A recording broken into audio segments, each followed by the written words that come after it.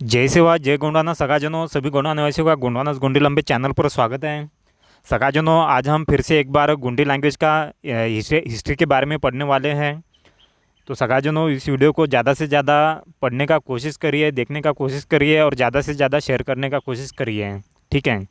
किसी भी भाषा का हिस्ट्री बहुत ही मायने रखता है, तो आप लोगों ने इसका वाला हिस्ट्री ज़रूर पढ़ना चाहिए और ज़्यादा से ज़्यादा शेयर करना चाहिए। अगर सगाजनों आप चैनल पर नए होंगे तो वीडियो को ज़्यादा मात्रा में शेयर करके चैनल को सब्सक्राइब जरूर करें और साथ में बेल आइकन को ज़रूर दबाएं। ठीक है, तो चलो सगाजनों फिर हिस्ट्री बड़ा है तो थोड़ा शॉर्टकट में पढ़ते हम इसे।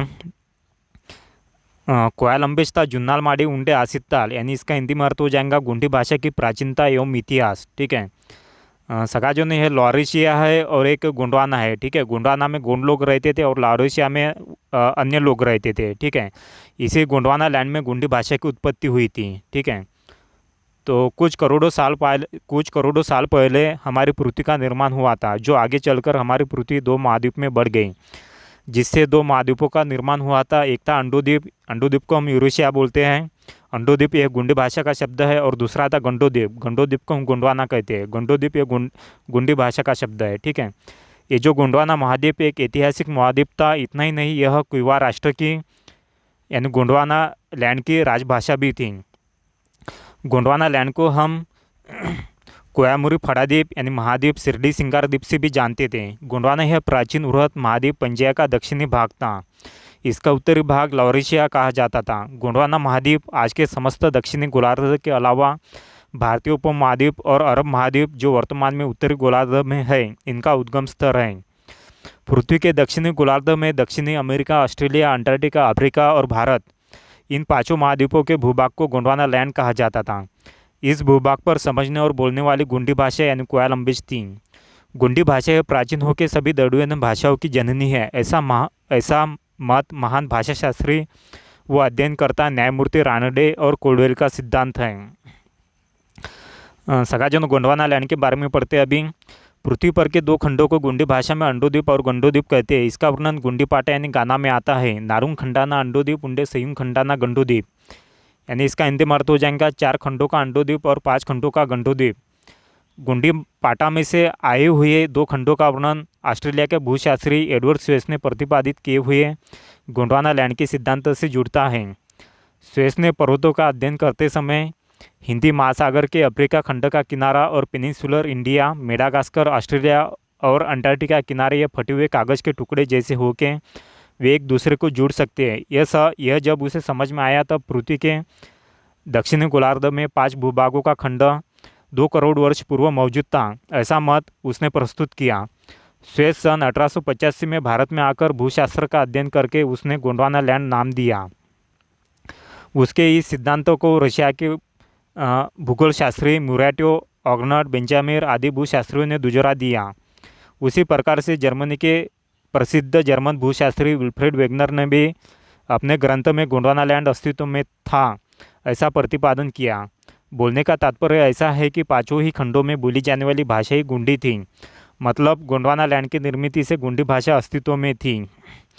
सगाजनों अभी के कुछ यानी 1947 के पहले भारत का मैप इस प्रकार से था। उस समय हमारा गोंडवाना लैंड यहाँ पर भी यानी गोंडवाना एक स्टेट था, ठीक है, मौजूद था। तो मगर सगाजनों सरकार ने हमारे इस गोंडवाना लैंड को यानी गोंडवाना स्टेट को डिवाइड कर दिया। महाराष्ट्र में बांट दिया, छत्तीसगढ़ में बांट दिया, उड़ीसा, मध्य प्रदेश, आंध्र प्रदेश, तेलंगाना इसमें बांट दिया। ठीक है, अभी हमारे को कुछ भी नहीं दे दिया। ठीक है, बल्कि हमारे को भाषा के आधार पर हमारा गोंडवाना स्टेट दे देना चाहिए था। यह हमारे साथ काफ़ी बड़ी नाइंसाफ़ी की है। ठीक है, तो गोंडवाना स्टेट इन इंडिया। ठीक है, गोंडी भाषा को ऋग्वेद में मृगवाच कहा है। गोंडी भाषा को गोंदाड़ी लंबेज ऐसा भी कहते हैं। गोंडी भाषा यह द्रविड़ पूर्व भाषा है। गोंडी भाषा द्रविड़ समूहों में है ऐसा कुछ विचारवंतों का मत है। द्रविड़ परिवार में 21 भाषा है। वे इस प्रकार है: तमिल, मलयालम, को, तोड़ा, कोडगु, मालातो, ब्राह्मी, कन्नड़, तुलु, तेलुगु, गोंडी, गोंडी, कोंड, पेंगो, मुंडा, कुई, कुई, कोलामी, नयाकी, परजी, गद्द और कुडुकु है। द्रविड़ भाषा समूह में सभी भाषा का अध्ययन करने के बाद जूल ब्लॉज और गिरेसन इन भाषा विद्वानों ने ऐसा प्रतिपादन किया है कि गोंडी भाषा द्रविड़ परिवार में होके भी उसमें जो स्वर भेद प्रत्यय और मूल रूप ग्राम मौजूद आते हैं वो बाकी द्रविड़ भाषाओं से भिन्न है। इसलिए न्यायमूर्ति रानडे और कोडवेल ने गोंडी भाषा यह सभी द्रविड़ भाषाओं की जननी है ऐसा स्पष्ट मत प्रतिपादित किया है। सगा जो नहीं है गिदाल कोड़ा पिट्टे है, यानी इसका गोंडी में अर्थ हो जाएगा, सॉरी हिंदी में इसका अर्थ हो जाएगा गिदाल कोड़ा कोड़ाल पक्षी। ठीक है। सगा जो देखते हैं अभी नेक्स्ट। गोंडी भाषा की उत्पत्ति के संबंध में कोई भी लिखित ग्रंथ नहीं है, फिर भी गोंडी पाठाओं से और गोंडी कथाओं में से गोंडी भाषा के संबंध में जो जानकारी मिलती है, गोंडी भाषा की निर्मित यह शंभू महादेव के डमरू की आवाज़ में से हुई है। गोंडी पाठाओं में समझ में आता है शंभू शेख की डमरू से सर्वप्रथम लिंगों को 12 स्वरों का ज्ञान प्राप्त हुआ। वे 12 स्वर यानी अड़ंग अड़ांग इड़ंग इड़ांग उड़ंग उड़ांग एडंग एडांग ओडंग औड़ांग अमडंग और अमडांग है। इन स्वरों का उच्चारण कुपारलिंगों ने अपनी जुबान से किया और अरा इरा इरा उरा उरा एरा एरा ओरा ओरा अंगे अंगा ऐसा व्यक्त रूप दिया है। तत्पश्चात इन्हीं 12 स्वरों में से उसने 11 कुनों यानी मात्राओं का निर्माण किया है। वे 11 मात्राएं माने अर्कुन इरकुन इराकुन उराकुन उराकुन एरकुन एराकुन ओरकुन औराकुन अमकुन और आहाकुन है। अर्कुन यानी आ की मात्रा, इरकुन यानी ई की मात्रा, इरकुन यानी ई की मात्रा, बड़ी ई की मात्रा, उरकुन यानी ऊ की मात्रा, उरकुन यानी बड़ी ऊ की मात्रा, एरकुन यानी ए की मात्रा, एरकुन यानी ए की मात्रा, ओरकुन यानी ओ की मात्रा, ओरकुन यानी औ की मात्रा, अमकुन यानी अम की मात्रा और हाकुन यानी अ की मात्रा। सगा जो एक गोंदाड़ी यानी डमरू है। इसी डमरू में से गोंडी भाषा के शब्दों की जो उत्पत्ति, गोंडी भाषा के जो स्वर जो है ये डमरू की आवाज़ में से उत्पन्न हुई है। शंभू शेख की गोंदाड़ी के स्वरों की सहायता से कुपार ने कोयावंशीय गोंड समुदाय की गोंडी भाषा के सर्वनाम की रचना निम्न तरह से की है। सकाजन जो हमारे पांदीपारी कुपारलिंग है इन्होंने डमरू की आवाज़ को पहचान कर 12 स्वरों का निर्माण किया है। ठीक है। यानी यही जो स्वरों से जो है सर्वनाम की रचना हुई है। ठीक है। उसका और हिंदी में हम अर्थ पढ़ेंगे। ठीक है। जैसे कि अभी डमरू की आवाज़ के स्वर और यहाँ पे कुपार के द्वारा किया गया उच्चारण और गोंडी भाषा के सर्वनाम और इसका हिंदी में अर्थ। ठीक है। अड़ंग, अड़ंग का मतलब कुपार के द्वारा किया गया उच्चारण है अर। ठीक है। गोंडी भाषा के सर्वनाम अ से क्या बना हमारा अना। ठीक है। हिंदी में इसका अर्थ हो जाएगा मैं।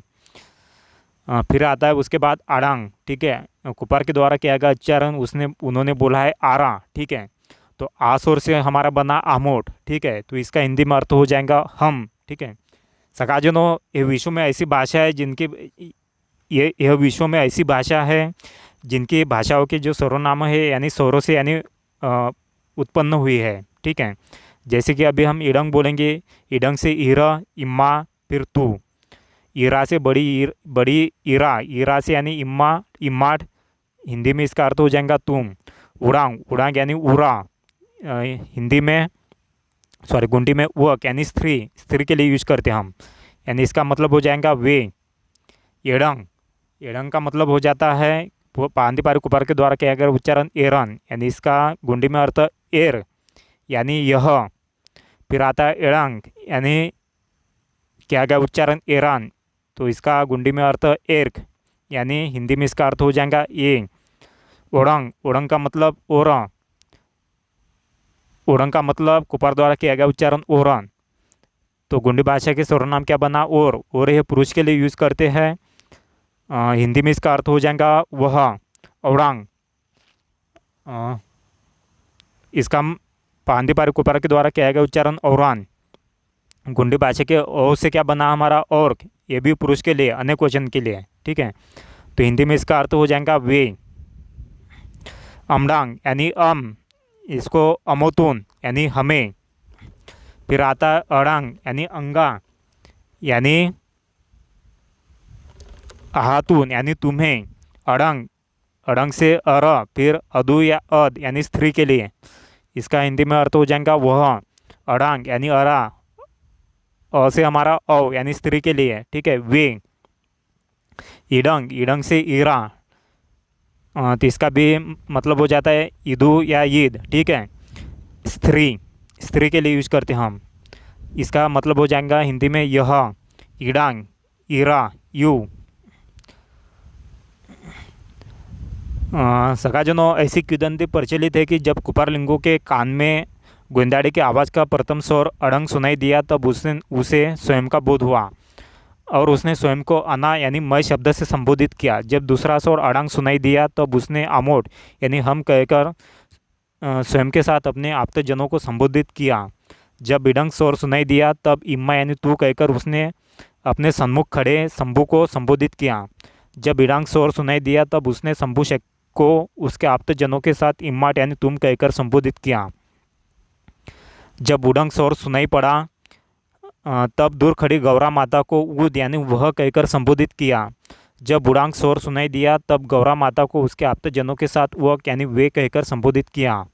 जब एडांग स्वर सुनाई दिया तब बाजू में खड़े शंभू के साथी को एर यह कहकर संबोधित किया। जब एडांग स्वर सुनाई दिया तब बाजू में खड़े व्यक्ति और उसके आप्तजनों को एर ए कहकर संबोधित किया। जब ओडोंग स्वर सुनाई दिया तब उसने दूर खड़े व्यक्ति को और वह कहकर संबोधित किया। जब औडांग स्वर सुनाई दिया तब उसने दूर खड़े व्यक्ति को उसके आप्तजनों के साथ और वे कहकर संबोधित किया। इस तरह गोंदाड़ी यानी डमरू की लेंग यानी आवाज़ से उसने गोंडवाने के सर्वनामों की रचना की थी। ठीक है। यह सभी सर्वनामों के रूप गोंडी भाषा में आज भी प्रचलित हैं। इसी तरह गोंदाड़ी के धुन से जिन व्यंजनाक्षरों का ज्ञान कुपारलिंगों को हुआ वे निम्नानुसार हैं। सगाजनों, ऊपर जो मैंने जो स्वर बनाया है, ठीक है, जो स्वर बताया है, ठीक है, वो आज भी गोंडी भाषा में प्रचलित है, मगर कुछ क्षेत्रों के अनुसार उसमें चेंजेबिलिटी हुई है। जैसे कि अना को हम मैं बोलते हैं तो उसी प्रकार कुछ क्षेत्रों में उसे नाना बोलते हैं। ठीक है। आमोट को, ठीक है, अभी आमोट को देखिए, आमोट को यहाँ पे कुछ क्षेत्रों में मम्माट बोलते हैं, मरठ बोलते हैं, अमोट बोलते हैं, इस प्रकार से बोलते हैं। मगर सगाजनों, हमें हमारे प्राचीन जो सर्वनाम है उनके अनुसार ही चलना है। ठीक है। जैसे कि अभी पढ़ते यहाँ पे देखिए, अभी कड़ंग डमरू के आवाज़ में से जो निकले जो लेंगे हैं, देखिए अभी कड़ंग खड़ंग गड़ंग घड़ंग अंगड़ा चड़ंग छड़ंग जड़ंग झड़ंग एंगड़ा टड़ंग ठड़ंग डड़ंग ढड़ंग नंगड़ा तड़ंग थड़ंग दड़ंग दड़ंग नंगड़ा पड़ंग फड़ंग बड़ंग भड़ंग मंगड़ा एड़ंग रड़ंग लड़ंग वड़ंग शंगड़ा शड़ंग सड़ंग हड़ंग डंग तरंग ग्यंग। गोंदाड़ी से निकले हुए उक्त धुन को समझकर कुपार ने अपनी जुबान से निम्नानुसार उच्चारण कर व्यंजनाक्षरों को व्यक्त रूप दिया। जैसे कि अभी कड़ंक है, ठीक है, इसमें से देखिए अभी कन निकला, फिर उसके बाद में खन गन घन डंग चन छन जन जन यान टन ठन डन ढन नन तन धन तन दन धन नन पन फन बन भन मन यन रन लन वन शन शन सन हन शन त्रन न्यन, इस प्रकार से। इस तरह गोंदाड़ी की आवाज़ से गोंदाड़ी लंबेज यानी भाषा को व्यक्त रूप देने का कार्य कुपार ने किया। ठीक है। उक्त स्वर और व्यंजनों का उच्चारण भले ही अंत में र और न लगाकर किया जाता है, परंतु लिखते वक्त मात्र अ आ ई और क ख ग घ इसी प्रकार लिखे जाते हैं। नेक्स्ट, सगाजनों, हमारी गोंडी भाषा मध्य और पूर्वी भारत के एक बड़े हिस्से में बोली जाती है। प्राचीन समय में विदेश में भी बोली जाती थी, परंतु बाहरी भाषाओं के कारण वहाँ पर भी विलुप्त हुई है। गोंडी भाषा का मानक शब्दकोश हमारे मोतीराम दादा ने पुराने लोगों और गोंडी पाटाओं से तैयार किया है। आज की जीवन शैली में बहुत से विदेशी भाषा के साथ साथ हमारी मातृभाषा विलुप्त होने की कगार पर है।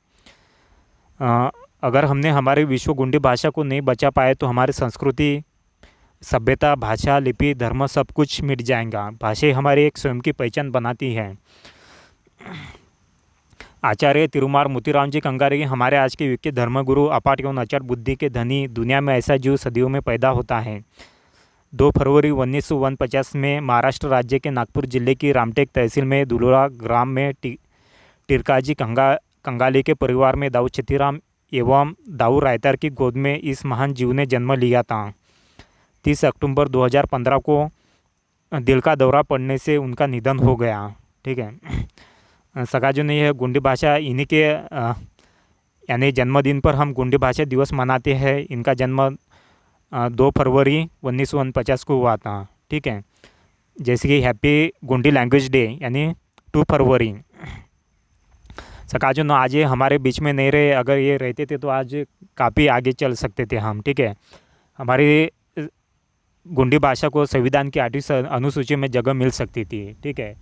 ये हमारा कार्य अधूरा रह गया। गोंडियनों सगाजनों, यह हमारा भाग्य और सौभाग्य तथा नसीबी है कि ऐसा जीव हमारे अपनों के बीच हमारे अपने सगा सोहरा होकर इतने साल जीवित था, जिन्हें जिस मायने में हमने समझना जानना परखना था, हमने जीते जी उन्हें नज़रअंदाज किया। हमारे इस हेतु ढेर सारी कमियां रही और आज वे हमारे बीच में नहीं रहे। लेकिन आज की धर्म की दुनिया में फल फूल रहा महान उच्चतम कोटि के कोया पुनेम या गुंडी पुनेम को उन्होंने अपार बुद्धि के बदौलत उनके महान साहित्य द्वारा हमें समझाने का, जानने का, महसूस करने का भारी मात्रा में प्रयास किया। और उन्होंने एवं उनके सगा साथी एडवोकेट केबा मरस कुल्ले जी द्वारा खुजा हुआ कचारगढ़ दुनिया के गुंडियनों का महान धार्मिक पवित्र और शक्ति स्थल कचारगढ़ आज दिन ब दिन दुनिया के गुंडियनों का आस्था का केंद्र बनते जा रहा है। यह महान उपलब्धि है। आज जो उनका धार्मिक अनमोल साहित्य उपलब्ध है, वे सभी साहित्य हमारे आपके गुंडियनों के घर में होना अति आवश्यक है। उनका यह जन्मदिन 2 फरवरी को गुंडी भाषा दिन करके हमने मनाना चाहिए। आज के दिन से हमने प्रण लेना है, शपथ लेना है कि मैं मेरी नई पीढ़ी को गुंडी भाषा का ज्ञान किसी भी हालत में दूंगा और दुनिया के महानतम उच्च कोटि के गुंडी धर्म का पालन करूंगा। गुंडी रीति रिवाज अनुसार ही दैनंदिन जीवन जीऊँगा और गुंडी गोंडवाना का ही जीव बनकर अंत तक रहूँगा। सगाजनों, अन्य विद्वानों ने भी गुंडी भाषा पर अपना मत व्यक्त प्रस्तुत किया हुआ है, जैसे कि लक्ष्मी प्रसाद मिश्रा ने के अनुसार नर्मदा घाटी की गोंडवाना की सभ्यता के गणियों ने ही अपना वेल विस्तार करके आगे चलकर सिंधु घाटी सभ्यता एवं मोहनजोदड़ो की सभ्यता का निर्माण किया था। ये लोग द्रविड़ कहलाते थे। द्रविड़ भाषा तथा मेसोपोटामिया और कॉकेशस की भाषा के बहुत कुछ साम्य है। नर्मदा घाटी की गोंडवाना सभ्यता के लोगों की गुंडी भाषा भी द्रविड़ मूल की ही भाषा है। भारत के द्रविड़ मूल की गुंडी भाषा बोलने वाले लोगों की सभ्यता ईस्वी सन के 4000 वर्ष पूर्व उन्नति के शिखर पर अधिष्ठित थी। उनकी लिपि एक प्रकार की चित्रलिपि थी जो सिंधु घाटी और मेसोपोटामिया में प्रचलित थी। सोवियत पुराविद एवं भाषा वैज्ञानिकों का यह भी मत है कि हड़प्पन सभ्यता का मूलाधार आदि द्रविड़ियन संस्कृति है।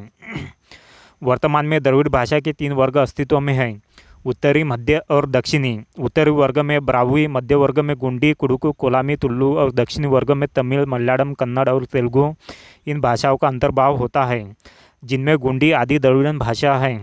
हड़प्पन काल में सिंधु घाटी और मध्य भारत में आदि द्रविड़ियन भाषा अस्तित्व में थी, जिसका काल ईस्वी पूर्व 4000 वर्ष पूर्व का है। गुंडी भाषा यह प्राचीन काल में समृद्ध द्रविड़ पूर्व भाषा थी।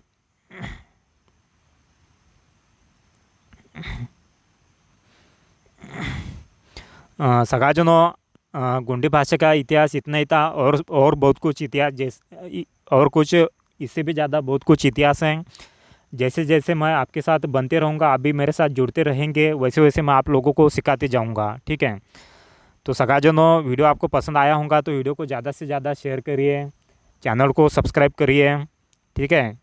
तो सगाजनों, आपका कर्तव्य है कि अपनी गुंडी भाषा को ज़रूर सीखना चाहिए, उसका प्रचार प्रसार करना चाहिए और जहाँ पर अपने वाले जो गोंडवाना के ज़्यादा मात्रा में जो क्षेत्र है, ठीक है, तो वहाँ पे अपनी शिक्षा पद्धति गुंडी भाषा में लागू होना चाहिए और संविधान की 8वीं अनुसूची में अपनी भाषा को स्थान मिलना चाहिए, ठीक है।